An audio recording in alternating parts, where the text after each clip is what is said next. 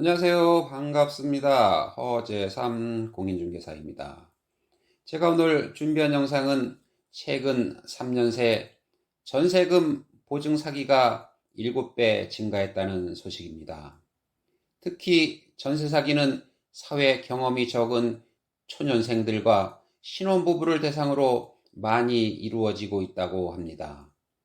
사회 초년생들에게는 사회생활 출발의 첫 단계에서 사회와 맺는 약속이면서 본인의 전 재산인 보증금을 잃게 되면서 사회에 대한 불신과 배신감에 괴로움이 크다고 합니다. 그러면 대표적으로 어떠한 유형의 전세 사기가 있으며 이에 대한 방지책은 무엇이 있는지 한번 살펴보겠습니다. 오늘 영상 끝까지 시청 부탁드립니다.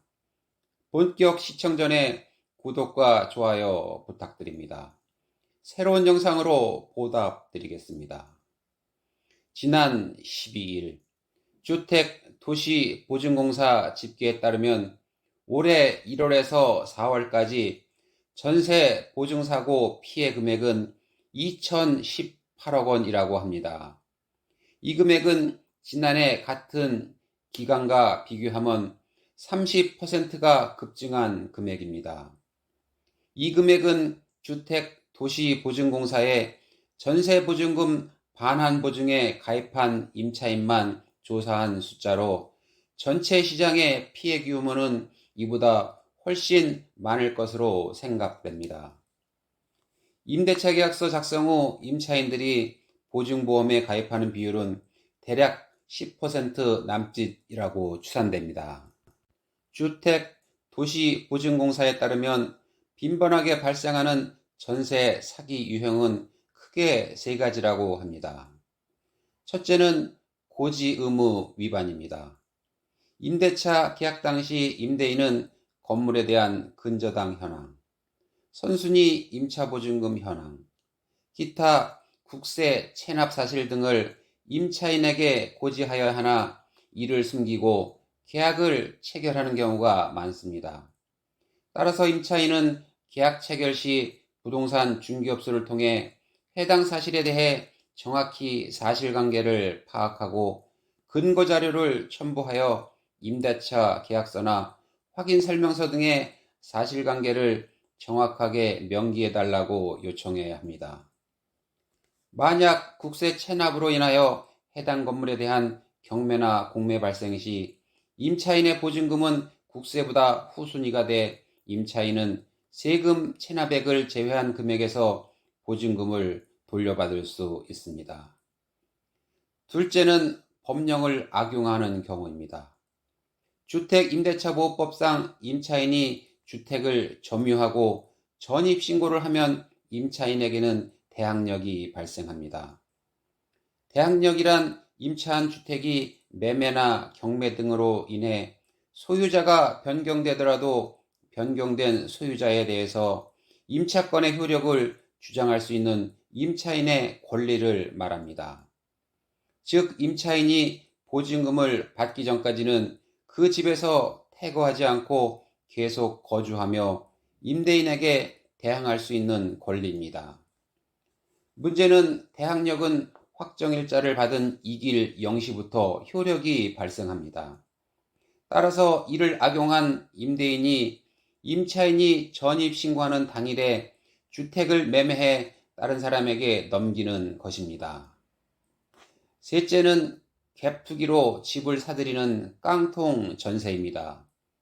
임대인은 자기 자본 하나 없이 임차인으로부터 주택 시세 가격보다 높은 가격으로 보증금을 받아 주택을 취득한 후 악의적으로 보증금을 반환해 주지 않거나 명의를 다른 사람에게 넘기는 것입니다. 따라서 임대차 계약을 체결하려는 임차인은 시세 가격 대비 전세 가격 비율이 70%가 넘는 건물들은 일단 의심하고 계약을 피하는 것이 좋습니다.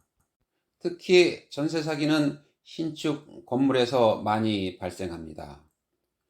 보통 건축주들은 본인이 임대 사업을 하는 것처럼 위장해 주변 시세보다 높은 가격으로 전세금을 받은 후 제3자에게 집을 매각하는 것입니다. 이때 집을 사는 사람은 실제 주택을 매수해 임대를 목적으로 하는 사람이 아닌 명의만 제공하고 수수료를 받는 바지 집주인인 경우가 많습니다. 이 같은 집들은 계약 기간이 만료되어 새로운 임차인을 구하지 못하거나 집주인의 세금 체납 등의 이유로 공매가 진행된다면 임차인은 온전하게 보증금을 돌려받을 수 없습니다. 전세 사기를 방지하는 최선의 방법은 전세금 반환 보증보험에 가입하는 것입니다. 전세금 반환 보증보험은 임차한 건물이 경매나 공매에 들어가거나 계약기간 만기가 되어 임대인이 보증금을 돌려주지 못할 때 해당 보증기간에서 임대인 대신 먼저 지급하고 임대인에게 구상권을 행사하는 상품입니다. 현재 보증보험을 취급하는 기관은 주택도시보증공사, 한국주택금융공사, SGI 서울보증 세 곳입니다. 각 기관마다 장단점이 있으니까 보증보험 가입 전에 꼼꼼하게 확인해 보셔야 할 것입니다. 또한 임대인이 보증기간에 보증보험 금지 대상자로 블랙리스트가 올라가 있는 경우도 있으니까 이 점 유의하셔야 합니다. 제가 오늘 준비한 영상은 여기까지고요. 저는 다음 시간에 새로운 영상을 가지고 다시 찾아뵙겠습니다. 감사합니다.